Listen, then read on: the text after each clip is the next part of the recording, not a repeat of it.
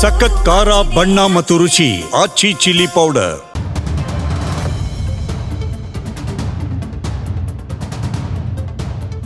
ನಮಸ್ಕಾರ. ಇವತ್ತೊಂದು ಪ್ರಮುಖ ವಿಚಾರವನ್ನು ಇಟ್ಕೊಂಡು ನಿಮ್ಮ ಮುಂದೆ ನಾನು ಹಾಜರಾಗಿದ್ದೇನೆ. ಸರ್ಕಾರದ ವಿಚಾರಕ್ಕೆ ನಾವು ಬರುವುದಾದರೆ ಬಹಳ ಮುಖ್ಯವಾಗಿ ಕನ್ನಡದ ಅಭಿವೃದ್ಧಿಯ ದೃಷ್ಟಿಯಿಂದ, ಕನ್ನಡವನ್ನು ಉಳಿಸಿ ಬೆಳೆಸುವ ದೃಷ್ಟಿಯಿಂದ ಸರ್ಕಾರದ ಬದ್ಧತೆ ಏನು ಅನ್ನುವಂಥ ಪ್ರಶ್ನೆಯನ್ನು ಇವತ್ತು ನಾವು ಎತ್ತುತ್ತಾ ಇದ್ದೀವಿ. ಮಾತ್ರವಲ್ಲ, ITBT, MNC ಈ ಹಲವಾರು ದೊಡ್ಡ ದೊಡ್ಡ ಕ್ಷೇತ್ರಗಳಲ್ಲಿ ಕನ್ನಡಿಗರು ತಮ್ಮದೇ ಆದಂಥ ಛಾಪನ್ನು ಮೂಡಿಸಿದ್ದಾರೆ ಅನ್ನೋದಾದರೆ ಅದಕ್ಕೊಂದು ಕಾರಣ ಇದೆ. ಹೌದು, ಎಂತೆಂಥ ದೊಡ್ಡ ದೊಡ್ಡ ಸಾಫ್ಟ್ವೇರ್ಗಳನ್ನು ಕನ್ನಡದಲ್ಲಿ ಕಲಿತು ಇವತ್ತು ದೊಡ್ಡ ಮಟ್ಟದ ಹೆಸರನ್ನು ಹಲವರು ಮಾಡಿದ್ದಾರೆ. ಆದರೆ ಇಂಥ ಹಲವಾರು ವಿಚಾರಗಳನ್ನು ತಿಳಿಸ್ಕೊಟ್ಟಂಥ ಒಂದು ಸಂಸ್ಥೆ ಇವತ್ತು ಕಡು ಕಷ್ಟವನ್ನು ಅನುಭವಿಸುವಂಥ ಸ್ಥಿತಿ ನಿರ್ಮಾಣವಾಗಿದೆ. ಸರ್ಕಾರ ಇವತ್ತು ಕನ್ನಡದ ಪರವಾಗಿ, ಕನ್ನಡದ ರಾಜ್ಯೋತ್ಸವದ ಪರವಾಗಿ ಹಲವಾರು ಕಾರ್ಯಕ್ರಮಗಳನ್ನು ಮಾಡುತ್ತೆ, ಅದ್ಧೂರಿಯಾಗಿ ಮಾಡುತ್ತೆ. ಆದರೆ ಕನ್ನಡದ ಬಗ್ಗೆ ಅತೀವವಾದಂತಹ ಬದ್ಧತೆಯನ್ನು, ಗೌರವವನ್ನು ಇಟ್ಕೊಂಡಂತಹ ಈ ಸಂಸ್ಥೆಯ ಕುರಿತಾಗಿ ಯಾಕೆ ಗಮನ ಹರಿಸ್ತಿಲ್ಲ ಅನ್ನುವಂಥ ಪ್ರಶ್ನೆ ಸಹಜವಾಗಿ ಮೂಡುತ್ತೆ. ರೈಟ್, ಇದ್ರ ಬಗ್ಗೆ ಮಾತಾಡಲಿಕ್ಕೆ ಬಹಳ ಮುಖ್ಯವಾಗಿ ನಮ್ಮ ಕಾರ್ಯಕ್ರಮದಲ್ಲಿ ನೀವು ಗಮನಿಸಬೇಕು, ಕನ್ನಡ ಗಣಕ ಉಚಿತ ತರಬೇತಿ ಕೇಂದ್ರದ ಸಂಸ್ಥಾಪಕರು, ಹಾಗೆಯೇ ಕನ್ನಡದ ಜನಪರ ಹೋರಾಟಗಾರರಾಗಿರುವಂಥ ಹರಿಪ್ರಸಾದ್ ಅವರಿದ್ದಾರೆ. ಮೊದಲಿಗೆ ಅವರಿಗೆ ಕಾರ್ಯಕ್ರಮಕ್ಕೆ ಸ್ವಾಗತವನ್ನು ಕೋರೋಣ. ಸರ್, ಕಾರ್ಯಕ್ರಮಕ್ಕೆ ಸ್ವಾಗತ. ನಮಸ್ಕಾರ. ಕನ್ನಡ ಸರ್ ಬಹಳ ದೊಡ್ಡ ಇತಿಹಾಸವನ್ನು ಹೊಂದಿದೆ. ಯಾವುದೇ ಸರ್ಕಾರ ಬರಲಿ, ಅದು ಕಾಂಗ್ರೆಸ್, BJP, JDS, ಅದನ್ನು ಉಳಿಸಿ ಬೆಳೆಸುವಂಥ ನಿಟ್ಟಿನಲ್ಲಿ ಬದ್ಧತೆಯನ್ನು ತೋರಿಸ್ಬೇಕು. ಅಫ್ಕೋರ್ಸ್ ಆ ನಿಟ್ಟಿನಲ್ಲಿ ಯಾವುದೇ ಸರ್ಕಾರಗಳು ಬಂದರೂ, ನವೆಂಬರ್ ಬಂತು ಅಂದರೆ ಅದ್ದೂರಿ ಕಾರ್ಯಕ್ರಮಗಳಾಗ್ತವೆ, ಪ್ರಶಸ್ತಿ ಪ್ರದಾನ ಸಮಾರಂಭಗಳಾಗ್ತವೆ, ಕನ್ನಡಿಗರನ್ನು ಗುರುತಿಸುವಂಥ ಕೆಲಸಗಳಾಗ್ತವೆ. ಆದರೂ ಕೂಡ ಕನ್ನಡದ ಬದ್ಧತೆ, ಕನ್ನಡವನ್ನು ಉಳಿಸುವ ಬದ್ಧತೆ ಸರ್ಕಾರಕ್ಕಿದೆಯಾ ಅನ್ನೋ ಪ್ರಶ್ನೆ ನಾನು ಕೇಳಿದ್ರೆ ನೀವೇನು ಹೇಳ್ತೀರಿ? ಖಂಡಿತ ಇಲ್ಲ.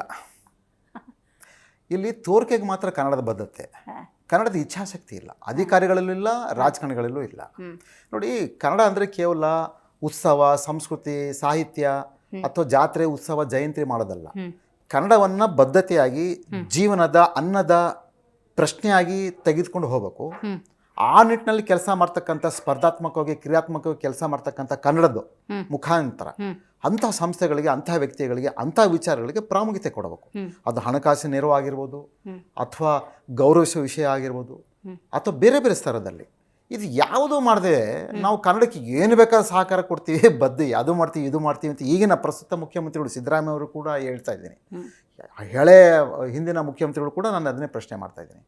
ಹಾಗಾದರೆ ಕನ್ನಡದ ಬದ್ಧತೆ ಅಂದ್ರೇನು ಸರ್ಕಾರದ್ದು?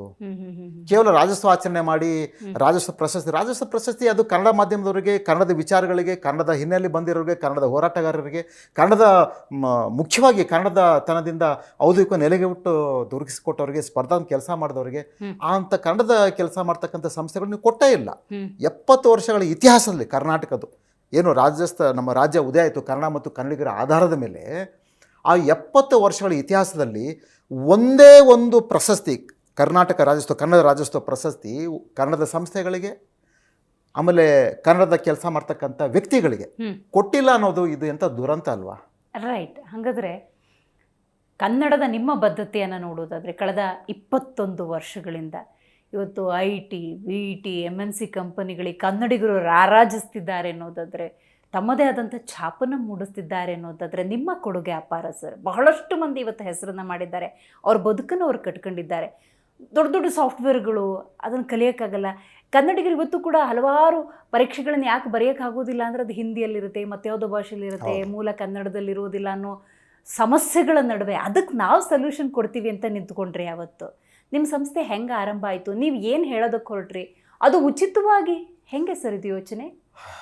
ನೋಡಿ, ಇದು ದೊಡ್ಡ ಇತಿಹಾಸ. ನನ್ನ ತಾಯಿ ಸಮಾನರಾಗಿದ್ದಂತಹ ಡಾಕ್ಟರ್ ನಿರುಪಮ್ ಅವರು, ನನ್ನ ಗುರುಗಳು ಸಮಾನಾಗಿರುವಂತಹ ಡಾಕ್ಟರ್ HV ಶ್ರೀನಿವಾಸ್ ಶರ್ಮಾ ಅವರು, ಭಾಳ ಅನೇಕ, ಆಮೇಲೆ SV ಸಂಗೊಳ್ಳಿಯವರು ನ್ಯಾಯಮೂರ್ತಿಗಳಾಗಿದ್ದರು ಅವರು. ಇವರೆಲ್ಲ ನನ್ನ ಒಡನಾಟ ಜಾಸ್ತಿ ಮೊದಲಿಂದನೂ ಕೂಡ. ಅವರೆಲ್ಲ ಸೇರಿ ನಾವೊಂದು ಹಂತಕ್ಕೆ ತೀರ್ಮಾನಕ್ಕೆ ಬರ್ತೀವಿ.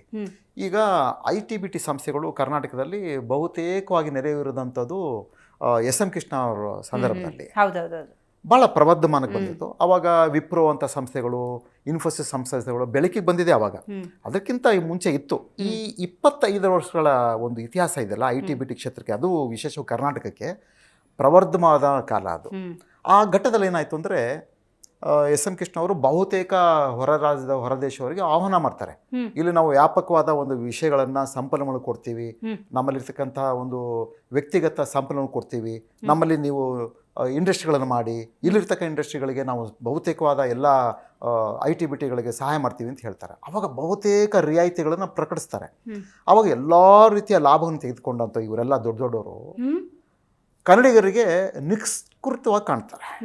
ಕಾರಣ ಏನಂದರೆ ಕ್ಯಾಂಪಸ್ ಸೆಲೆಕ್ಷನ್ ಅಂತ ಮಾಡ್ತಾರೆ. ಓಕೆ, ಈ ಇಂಜಿನಿಯರಿಂಗ್ ಕಾಲೇಜುಗಳಲ್ಲಿ ಬೇರೆ ಬೇರೆ ಕಡೆ ಅಲ್ಲಿ ನಮ್ಮ ಕನ್ನಡಿಗರನ್ನು ಮಾಡಲ್ಲ. ಅವರು ಬೇರೆ ಹೊರದಿಂದ ಕರ್ಕೊಂಡ್ಬರ್ತಾರೆ. HR ಅಲ್ಲಿರ್ತಕ್ಕಂಥ ವೈಸ್ ಪ್ರಿನ್ಸಿಪಾಲ್, ಇವರು ಏನು ಮುಖ್ಯಸ್ಥರಿರ್ತಾರೆ, ಅವರೆಲ್ಲ ಆ ರಾಜ್ಯಗಳ ಒಂದು ಮುಖ್ಯಸ್ಥರಾಗಿರ್ತ ಕೆಲಸ ಮಾಡ್ತಾಯಿರ್ತಾರೆ ಬೆಂಗಳೂರಲ್ಲಿ. ನಮ್ಮಲ್ಲಿರ್ತಕ್ಕಂಥ ಜ್ಞಾನವನ್ನು ಏನಿರುತ್ತೆ IT BTಗೆ ಸಂಬಂಧಪಟ್ಟಂತೆ ಸಿಗ್ತಾ ಇಲ್ಲ ನಮಗೆ. ನೀವು ಸರ್ಕಾರದಿಂದ ನಮಗೆ ಕೆಲವೊಂದು ಹೊರಗುತ್ತಿಗೆ ಹೊರ ರಾಜ್ಯದಿಂದ ಕರ್ಕೊಂಡು ಬರೋದಕ್ಕೆ ಉದ್ಯೋಗ ಕೊಡೋಕ್ಕೆ ಅವಕಾಶ ಮಾಡಿಕೊಡಿ ಅಂತಾರೆ. ಎಸ್ ಎಂ ಕೃಷ್ಣ ಅವರು ಎಲ್ಲವೂ ಸರಿ, ಒಂದು ದುರಂತ ಮಾಡ್ತಾರೆ. ನೀವು ಮಾಡಬಹುದು ಅಂತ ಒಂದು ಗೆಜೆಟ್ ನೋಟಿಫಿಕೇಶನ್ ಹೊಡಿಸ್ತಾರೆ. ಅದು ಒಂದು ಇವತ್ತು ಕನ್ನಡಿಗರಿಗೆ ಕರ್ನಾಟಕದಲ್ಲಿ IT BTಗಳಲ್ಲಿ ಸಮಸ್ಯೆ ಆಗ್ತಾ ಇರೋದು ಅದರಿಂದ. ಆಯಿತಾ? ಆಮೇಲೆ ಜೊತೆಗೆ ಕನ್ನಡದ ಮುಖೇನ ತಾಂತ್ರಿಕತೆ ತಂತ್ರಾಂಶ ಕಲಿಸ್ಕೊಳ್ಳೋಕ್ಕೆ ಅವಕಾಶಗಳು ಕರ್ನಾಟಕದಲ್ಲಿ ಇರಲಿಲ್ಲ. ಆವಾಗ ಇದ್ದಿದ್ದು ಕಿಯೋನಿಕ್ಸ್ ಸಂಸ್ಥೆ, ಅದು ಕನ್ನಡದ ಮುಖಾಂತರ ಕಲಿಸ್ಕೊಡೋಂಥ ವ್ಯವಸ್ಥೆ ಕೆಲಸ ಮಾಡ್ತಾ ಇರಲಿಲ್ಲ. ಅವಾಗ ನಾವು ಕಂಡುಕೊಂಡಿದ್ದೇನು ಅಂದರೆ, ನಾವು ಯಾಕೆ ಒಂದು ಸಂಸ್ಥೆ ಮಾಡಬಾರ್ದು, ಕನ್ನಡದ ಮುಖಾಂತರ ಕನ್ನಡ ತಂತ್ರಾಂಶನ ಹೇಳ್ಕೊಟ್ಟು ಕನ್ನಡದ ನುಡಿ ತಂತ್ರಾಂಶ ಮುಖಾಂತರ ಕನ್ನಡದ ಔದ್ಯೋಗಿಕ ನೆಲೆಗಟ್ಟಲ್ಲಿ ಲ್ಯಾಂಗ್ವೇಜಸ್ಸು ಮತ್ತು ಬೇರೆ ಬೇರೆ ಆದಕ್ಕಂಥ ಒಂದು ಆ್ಯಪ್ಸ್ಗಳು, ಏನು ಸಾಫ್ಟ್ವೇರ್ ಸಂಬಂಧಪಟ್ಟಂಥ ವಿಚಾರಗಳಿದ್ದಾವೆ, ಇವೆಲ್ಲ ನಾವು ಯಾಕೆ ಕೊಡಬಾರ್ದು ಅಂತ ನಾವು ಅವಾಗ ತೀರ್ಮಾನ ಮಾಡ್ತೀವಿ. ಅವಾಗ ನೀವು ನಂಬ್ತಿರೋ ಇಲ್ವೋ, ಟ್ಯಾಲಿಯನ್ನು ಕೂಡ ನಾವು ಕನ್ನಡದಲ್ಲಿ ಹೇಳ್ಕೊಡ್ತಂಥ ಕರ್ನಾಟಕದ ಏಕೈಕ ಸಂಸ್ಥೆ. ಅದ್ಭುತ. ಆಯಿತಾ?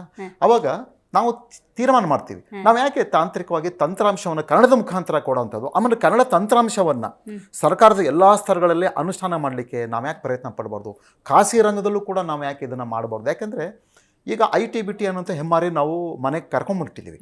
ಆ ಹೆಮ್ಮಾರಿಗೆ ತಕ್ಕಂಗೆ ಒಂದು ಯುದ್ಧ ಮಾಡಬೇಕಲ್ಲ, ಅದು ಎದುರಿಸುವಂಥದ್ದು ನಮ್ಮ ಜನ ತಾಕತ್ತು ಕೊಡಬೇಕಲ್ಲ ನಾವು. ಈಗ ಆ ಥರದಿಲ್ಲ. ನಾವು ಆಂತರಿಕವಾಗಿ ಆಡಳಿತಾತ್ಮಕವಾಗಿ ಖಾಸಗಿ ರಂಗದಲ್ಲಿ ಕನ್ನಡವನ್ನು ಅನುಷ್ಠಾನ ಮಾಡಬೇಕು, ಕನ್ನಡವನ್ನು ಅನುಷ್ಠಾನ ಆಗ್ತಾ ಇಲ್ಲ ಅಂತ ಒಂದು ಕಡೆ ಹೋರಾಟ ನಡೀತಾ ಇದೆ, ಇನ್ನೊಂದು ಕಡೆ ತಾಂತ್ರಿಕವಾಗಿ ಮಾಡಬೇಕು ಅಂತ ಇನ್ನೊಂದು ಕಡೆ, ಎರಡೆರಡು ಒಟ್ಟೊಟ್ಟಿಗೆ ಅಟ್ಯಾಕ್ ನಮ್ಮ ಮೇಲೆ, ಕನ್ನಡಿಗರ ಮೇಲೆ.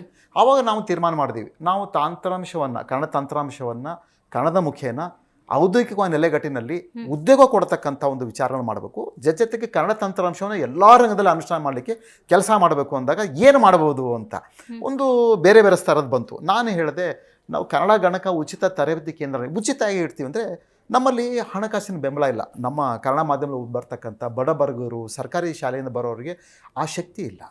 ಆವಾಗ ಉಚಿತ ಅಂತಿದ್ರೆ ಬಹುಶಃ ಕನಿಷ್ಠ ಆ ಹುಡುಗರು ಆ ಹುಡುಗಿಯರು ಯುವ ಜನಾಂಗ ಬರ್ತಾರೆ, ಕಲೀಲಿಕ್ಕೆ ಪ್ರೇರಣೆ ಆಗ್ತಾರೆ ಅಂತ ಹೇಳಿದಾಗ ಆವಾಗ ಮಾಡಿದ್ದೇ ಕನ್ನಡ ಗಣಕ ಉಚಿತ ತರಬೇತಿ ಕೇಂದ್ರ. 55,000 ಸ್ಟೂಡೆಂಟ್ಸು ಸರ್, ಹೇಗೆ ಸಾಧ್ಯ ಆಯಿತು?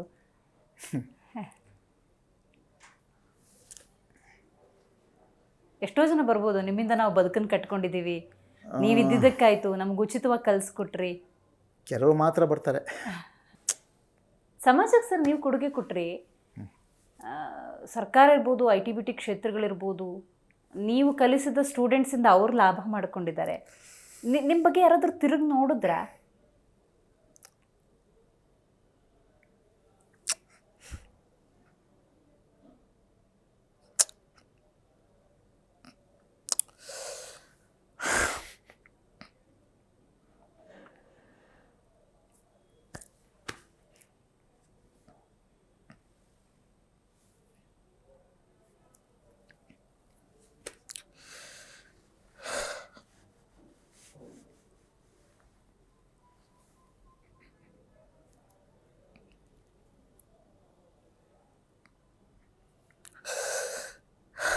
ಯಾರು ನಿಮ್ಮ ಕಡೆ ಗಮನ ಹರಿಸಲೇ ಇಲ್ಲ ಸರ್?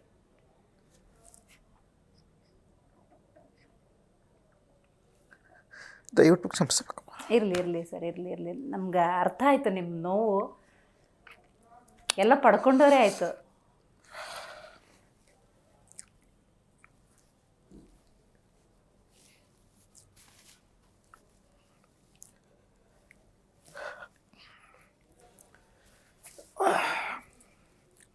ಈ ನೋವು ಉಳಿಸ್ಕೊಳ್ಳೋಕ್ಕೂ ಕೊನೆಗೆ ನನಗೆ ಕನ್ನಡದ ಬಾವುಟವನ್ನೇ ಬಳಸ್ಕೊಟ್ಟೆ. ಅದು ಅಂತರಾಳದ ದುಃಖ ನಂಗೆ ಬಂತು, ದಯವಿಟ್ಟು ಕ್ಷಮಿಸಿ. ಇಲ್ಲ ಇಲ್ಲ ಇಲ್ಲ ಸರ್, ನನಗೆ ಅರ್ಥ ಆಯಿತು. ಒಂದು ಕಡೆ ಸರ್ಕಾರ, ಸಂಘ ಸಂಸ್ಥೆಗಳು ಎಲ್ಲರೂ ಕೂಡ ಕಡೆಗಣಿಸಿದ್ರು. ಅಂದರೆ ನಮ್ಮ ನಿಜವಾದ ಕನ್ನಡ ಕೆಲಸಕ್ಕೆ ಯಾರೂ ಹೂರಿಸಿಲ್ಲ. 22 ವರ್ಷದಿಂದನೂ ಸರ್. ಅಂದರೆ ಕನ್ನಡ ಸಂಸ್ಕೃತಿ ಇಲಾಖೆ ಕೆಲವರು ಮಂತ್ರಿಗಳು ಮಾಡೋವಂಥ ಶಿಫಾರಸಿನ ಮೇಲೆ ಮಾತ್ರ ಕೆಲವು ಅನುದಾನಗಳು ಕೊಟ್ಟರು, ಕೆಲವರು ವರ್ಷಗಳು. ಹಾಗೆ BBMP ಕೂಡ ಸ್ವಲ್ಪ ಕೊಟ್ಟರು. ಅಂದರೆ ನಾವು ಎಷ್ಟು ಅಂತ ಕೈಕಾಲು ಹಿಡಿಯೋದು, ಎಷ್ಟು ಜನಕ್ಕೆ ಅಂತ ನಾವು ಪ್ರತಿ ಸಲ ಶಿಫಾರಸು ಮಾಡೋಕ್ಕಾಗತ್ತೆ. ಹಿಂದೆ 2002ರಲ್ಲಿ ಕರ್ನಾಟಕ ವಿಧಾನಮಂಡಲದ ಕನ್ನಡ ಮತ್ತು ಸಂಸ್ಕೃತಿ ಇಲಾಖಾ ವಿಷಯ ಸಮಿತಿಯವರು, ಎಲ್ ಹನುಮಂತಿ ಅವರು ಸೇರಿಕೊಂಡಂತೆ 14 ಜನ MLAಗಳು MLCಗಳು ಸೇರಿಕೊಂಡು ಒಂದು ವರದಿನ ಮಂಡಿಸ್ತಾರೆ ಕರ್ನಾಟಕ ವಿಧಾನಮಂಡಲದಲ್ಲಿ. ಅದೇನು ಅಂತಂದರೆ, ಕನ್ನಡಕ್ಕೆ ಕಾರ್ಯನಿರ್ವಹಿಸ್ತಕ್ಕಂತಹ ಕನ್ನಡ ಅನುಷ್ಠಾನ ಮಂಡಳಿ ಸೇರದಂತೆ ಕನ್ನಡದ ಕ್ರಿಯಾತ್ಮಕ ಮತ್ತು ಹೋರಾಟ ಮಾಡ್ತಕ್ಕಂಥ ಕಾನೂನಾತ್ಮಕ ಸಂಸ್ಥೆಗಳಿಗೆ ಶಾಶ್ವತ ಅನುದಾನ ಕೊಡಿ, ಅದನ್ನು ನಿರಂತರವಾಗಿ ನಡೆಸ್ಕೊಳ್ಳೋಕ್ಕೆ, ನಾಡಿನ ಒಂದು ಕನ್ನಡದ ಕೆಲಸ ಮಾಡಲಿಕ್ಕೆ ಅನುವು ಮಾಡಿಕೊಡಿ ಅಂತ ಕನ್ನಡ ಸಂಸ್ಕೃತಿ ಇಲಾಖೆ ಶಿಫಾರಸು ಮಾಡ್ತಾರೆ. ಅದನ್ನು ಒಪ್ಪಿದಂತಹ ವಿಧಾನಮಂಡಲದಲ್ಲಿ ಶಿಫಾರಸನ್ನು ಜಾರಿ ಮಾಡೋದೇ ಇಲ್ಲ, ಇವತ್ತು ಕೂಡ ಜಾರಿ ಮಾಡಿಲ್ಲ. ನಾವು ಈ ಕುರಿತಂತೆ ದೂರು ಕೂಡ ಕೊಟ್ಟಿದ್ದೀವಿ. ಈಗ ಬಹುಶಃ ಈಗ ವಿಚಾರಣೆಗೆ ಬರುತ್ತೆ, ಅಧಿಕಾರಿಗಳು ಬರಲೇಬೇಕೀಗ. ಸರ್ಕಾರದ ಇಚ್ಛಾಶಕ್ತಿ ಪ್ರದರ್ಶನ ಮಾಡಲೇ ಇಲ್ಲ. ನಾವು ಭಾಳಷ್ಟೇ ದೂರ ಕೊಟ್ವಿ ಮಂತ್ರಿಗಳಿಗೆ, ಮುಖ್ಯಮಂತ್ರಿಗಳಿಗೆ, ಇಲಾಖಾ ಮುಖ್ಯಸ್ಥರಿಗೆ. ಕನ್ನಡ ಸಂಸ್ಕೃತಿ ಇಲಾಖೆ ಹಿಂಗೆ ಅನ್ಯಾಯ ಮಾಡ್ತಾಯಿದೆ, ಕನ್ನಡದ ಬಗ್ಗೆ ಒಂದು ಯೋಜನೆ ಮಾಡಿಲ್ಲ, ಕನ್ನಡದ ತಂತ್ರಾಂಶ, ಕನ್ನಡದ ಬದ್ಧತೆ, ಕನ್ನಡದ ಅಭಿವೃದ್ಧಿ, ಕನ್ನಡದ ವೈಚಾರಿಕತೆ, ಸ್ಪರ್ಧಾತ್ಮಕ ಕೆಲಸ ಮಾಡಲಿಕ್ಕೆ ಕನ್ನಡದ ಕ್ರಿಯಾತ್ಮಕ ಕೆಲಸ ಮಾಡ್ತಕ್ಕಂಥ ಸಂಸ್ಥೆಗಳಿಗೆ, ಕಾನೂನುಬದ್ಧ ಸಂಸ್ಥೆಗಳಿಗೆ ಪ್ರತ್ಯೇಕವಾಗಿ ಒಂದು ಹಣ ಮೀಸಲಿಡಲ್ಲ, ಪ್ರತ್ಯೇಕವಾದ ಒಂದು ಲೆಕ್ಕ ಸೃಷ್ಟಿಕೆ ಇಲ್ಲ ಕರ್ನಾಟಕ ಸರ್ಕಾರದಲ್ಲಿ ಕನ್ನಡ ಸಂಸ್ಕೃತಿ ಇಲಾಖೆ ಅಂದರೆ. ನಂಬ್ತೀರಾ ನೀವು? ಕನ್ನಡದ ಕೆಲಸ ಅಂದರೆ ಕೇವಲ ಅವ್ರು ಏನು ಕೊಂಡ್ಬಿಟ್ಟಿದ್ದಾರೆ ಗೊತ್ತಾ? ಸಾಂಸ್ಕೃತಿಕ ಕಾರ್ಯಕ್ರಮ ಮಾಡೋದು, ಗಾನ ಭಜಾನ ಮಾಡೋದು, ಉತ್ಸವ, ಜಾತ್ರೆ, ಜಯಂತಿ ಮಾಡಿಬಿಟ್ರೆ ಕನ್ನಡದ ಕೆಲಸ ಅಂತ ಅನ್ಕೊಂಡ್ಬಿಡ್ತಾರೆ. ಕನ್ನಡ ಅಭಿವೃದ್ಧಿ ಪ್ರಾಧಿಕಾರ ಕೆಲಸ ಏನು ಅಂದರೆ, ಆಡಳಿತದಲ್ಲಿರ್ತಕ್ಕಂಥ ಒಂದು ವ್ಯವಸ್ಥೆಯನ್ನು ಸರಿ ಮಾಡೋದು, ಆಡಳಿತಾತ್ಮಕವಾಗಿ ಕನ್ನಡವನ್ನು ಅನುಷ್ಠಾನ ಮಾಡಿ ಹದ್ದುಬಸ್ತಲ್ಲಿಡೋದು, ಆಡಳಿತಗಾರರಿಗೆ ತಾಕೀತು ಮಾಡ್ತಕ್ಕಂಥ ಕೆಲಸ, ಆಮೇಲೆ ಶಿಸ್ತು ಕ್ರಮ ಕೈಗೊಳ್ಳೋದಕ್ಕೆ ಇರ್ತಕ್ಕಂಥ ಸಂಸ್ಥೆ. ಅವರು ನೆರವು, ಹಣಕಾಸು ನೆರವು, ಅನುದಾನ ಕೊಡೋಕೆ ಅವ್ರು ಬರಲ್ಲ. ಬರಬೇಕಾಗಿರೋದು, ಶಿಫಾರಸು ಮಾಡಿರೋದು ಕನ್ನಡ ಸಂಸ್ಕೃತಿ ಇಲಾಖೆ. ನಾವು ಅವ್ರಿಗೆ ಹೇಳಿದ್ರೆ ಅವ್ರಿಗೆ ಬಿಟ್ಟು ತೋರಿಸ್ತಾರೆ. ಅವರು ಖಾರವಾಗಿ ಒಂದು ಸರಿ ಪತ್ರ ಬರೆದ್ರು, ಇವ್ರಿಗೆ ಕೊಡೋಂಥ ಹೊಣೆ ನಿಮ್ಮದು, ಇಲಾಖೆದು, ನಮ್ಮದಲ್ಲ ಅಂತ ನನಗೂ ಕೊಟ್ಟರು, ಅವ್ರಿಗೂ ಕೊಟ್ಟರು. ಅಂದರೆ ನಮ್ಗೆ ಯಾಕೆ ಹೇಳ್ತೀನಿ ಅಂತಂದರೆ, ಕನ್ನಡ ಸಂಸ್ಕೃತಿ ಇಲಾಖೆ ಈ ಹಿಂದೆ ಶಿಕ್ಷಣ ಇಲಾಖೆಯಲ್ಲಿ ಒಂದು ಸಾಂಸ್ಕೃತಿಕವಾದ ವಿಭಾಗವಾದಲ್ಲಿ ಇತ್ತು. ಈ ಹಿಂದೆ 48 ವರ್ಷಗಳ ಹಿಂದೆ ಕನ್ನಡ ಭಾಷಾ ಅಭಿವೃದ್ಧಿ ಇಲಾಖೆ ಅಂತ ಇತ್ತು. ಆನಂತರ ಸಂಸ್ಕೃತಿಯನ್ನು ಸೇರಿಸ್ಬಿಟ್ಟು ಕನ್ನಡ ಮತ್ತು ಸಂಸ್ಕೃತಿ ಇಲಾಖೆ ಅಂತ ಮಾಡಿದ್ರು. ದುರಂತ ಅಂದರೆ, ಸಂಸ್ಕೃತಿ ಬಂದು ಕನ್ನಡನ ಎಡಗಾಲಲ್ಲಿ ಒದ್ದುಬಿಡ್ತು. ಅದು ಹೆಸರಿಗೆ ಮಾತ್ರ ಕನ್ನಡ ಮತ್ತು ಸಂಸ್ಕೃತಿ ಇಲಾಖೆ, ಕನ್ನಡ ಇಲ್ಲ. ಎಂದು ಅನಿಸ್ಲಿಲ್ವ ನಿಮಗೆ? ಇದನ್ನು ಯಾಕೆ ಹೊತ್ಕೊಂಡ್ಬಿಟ್ಟೆ ನಾನು ಹೆಗಲ ಮೇಲೆ? ಇಲ್ಲ, ನನಗೆ ನೋಡಿ, ನನಗೆ ಏನಂದರೆ, ನನ್ನ ತಂದೆ ಭಾಳ ಒಂದು ಹೋರಾಟ ರೂಪದಲ್ಲಿ ಇರ್ತಕ್ಕಂಥವ್ರು. ಅವರು ಕವಿತೆಗಳು ಬರೀತಾಯಿದ್ರು, ಸಾಹಿತಿಗಳು ಕೂಡ ಆಗಿದ್ವು, ಆಮೇಲೆ ಸರ್ಕಾರಿ ನೌಕರರಾಗಿದ್ದರು, ಭಾಳ ಪ್ರಾಮಾಣಿಕರು, ಅರಣ್ಯ ಇಲಾಖೆಯಲ್ಲಿ ಅಧಿಕಾರಿ ಆಗಿದ್ದರು. ನಾನು ಹುಟ್ಟಿ ಬೆಳೆದಿದ್ದು ಬೆಂಗಳೂರು ಆದರೂ ಕೂಡ ನಾನು ತುಂಬ ವರ್ಷ ಇದ್ದಿದ್ದು ಉತ್ತರ ಕರ್ನಾಟಕದಲ್ಲೇ. ನಾನು ಬೆಳೆದಿದ್ದೆಲ್ಲ ಗುಲ್ಬರ್ಗ, ರಾಯಚೂರು, ಎಲ್ಲ 6 ತಿಂಗಳು, 1 ತಿಂಗಳು, 3 ತಿಂಗಳು, 1 ವರ್ಷನೂ ಇಲ್ಲ. ನನ್ನ ತಂದೆ ಪ್ರಾಮಾಣಿಕತೆಗೆ ಅವ್ರು ಎಲ್ಲೋ ಒಂದು ಕಡೆ ಬಿಡ್ತಾ ಇರಲಿಲ್ಲ.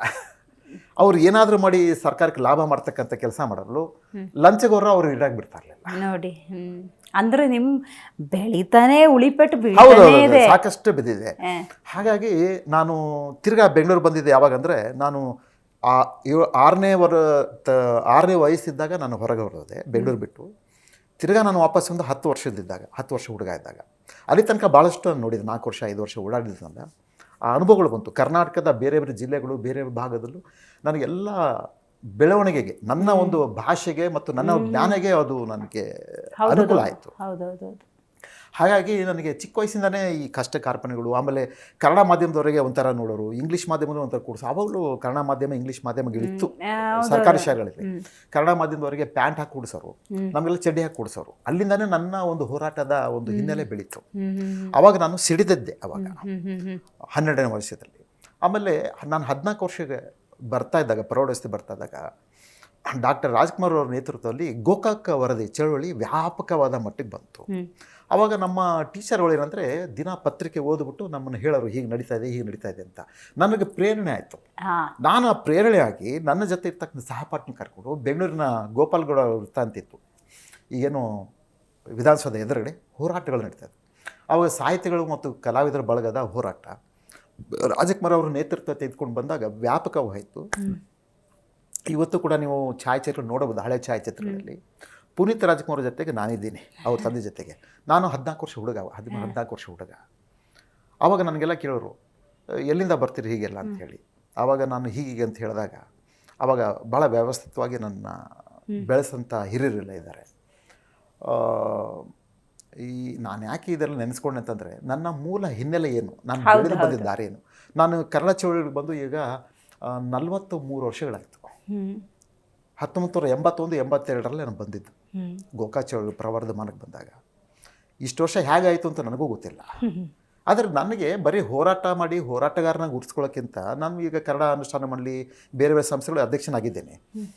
ಆದರೆ ನಾನು ಶಾಶ್ವತ ಒಂದು ಕೆಲಸ ಮಾಡಬೇಕು, ಕನ್ನಡಿಗರಿಗೆ ಕೊಡಬೇಕಲ್ಲ ಅಂತ ನಾನು ಅಂದ್ಕೊಂಡಾಗ ನಾವಂತೂ ಭಾಳ ಅನುಭವಿಸ್ಬಿಟ್ವಿ. ತಾಂತ್ರಿಕವಾಗಿ ವಿದ್ಯೆಗಳು ನಮ್ಗೆ ಇರಲಿಲ್ಲ. ಈ ITBT ನಮ್ಮ ಮಕ್ಕಳು, ನಮ್ಮ ಮುಂದಿನ ಪೀಳಿಗೆ, ಹಿಂದಿನ ಪೀಳಿಗೆ ಇದನ್ನು ಅನುಭವಿಸ್ಬಾರ್ದು. ಅದರಲ್ಲೂ ವಿಶೇಷವಾಗಿ ಕನ್ನಡ ಮಾಧ್ಯಮದಲ್ಲಿ ಎಷ್ಟು ಸಮಸ್ಯೆ ಇದೆ ನನಗೆ ಗೊತ್ತು. ನಾವು ಕನ್ನಡ ಮಾಧ್ಯಮ ಬಂದಿರೋರು. ಆಮೇಲೆ ಹಳ್ಳಿಗಾಡಿನ ಯುವಕ ಯುವತಿಯರು, ಸರ್ಕಾರಿ ಶಾಲೆಗಳು ಬರ್ತಕ್ಕಂಥ ಯುವಕರು ಸಾವಿರಾರು ಲಕ್ಷಾಂತರ ಹಣ ಕೊಟ್ಟು ಅವರು ಓದಿ ತಂತ್ರಜ್ಞಾನ ತೆಗೆದುಕೊಂಡು ಮಾರೋಕ್ಕಾಗಲ್ಲ. ಆವಾಗ ನಾವು ಇದನ್ನು ನೆನೆಸ್ಕೊಂಡಿದ್ದು ಏನಂತಾರೆ, ಇವೆಲ್ಲ ಇಂಥ ಒಂದು ಸಂಸ್ಥೆ ಮಾಡಿದ್ರೆ ನಾವು ಪೈಪೋಟಿಯಾಗಿ ITBT ಸಂಸ್ಥೆಗಳಿಗೆ ಕನ್ನಡದ ಮುಖೇನ, ಕನ್ನಡದ ಪರಿಭಾಷೆಗೆ ಮುಖೇನ ಆಂಗ್ಲದ ತಂತ್ರಾಂಶವನ್ನು ಅಳವಡಿಸಿ ಕನ್ನಡದ ಪರಿಭಾಷೆಗೆ ಮುಖಾಂತರ, ಆಂಗ್ಲ ಪರಿಭಾಷೆ ಮುಖಾಂತರ ನಾವು ಇವರಿಗೆ ಬದುಕು ಕೊಡೋಂಥ ಕೆಲಸ ಮಾಡೋಣ. ಕನ್ನಡದ ತಂತ್ರಾಂಶ ಅನುಷ್ಠಾನ ಮಾಡೋದು ಬೇರೆ, ಸರ್ಕಾರಕ್ಕೆ ಸಹಾಯ ಮಾಡೋದು ಬೇರೆ. ಈ ತಂತ್ರಾಂಶವನ್ನು ಆಂಗ್ಲದ ಮುಖಾಂತರ ಪರಿಭಾಷೆಗಳನ್ನ ಕನ್ನಡದಿಂದ ಹೇಳ್ಕೊಡತಕ್ಕಂಥ ವ್ಯವಸ್ಥೆ ಮಾಡಿದ್ರೆ ನಮ್ಮ ಯುವಕ ಯುವತಿಯರು ITBTಯಲ್ಲಿ ನೆಲೆಗೊಳ್ತಾರೆ ಅಂತ ನಾವು ಪರಿಕಲ್ಪನೆ ಮಾಡಿದಾಗ ಹುಟ್ಟಿದ್ದೇ ಈ ಒಂದು ಯೋಜನೆ. ಅದನ್ನು ನಾವು ಮಾಡಿದ್ವಿ.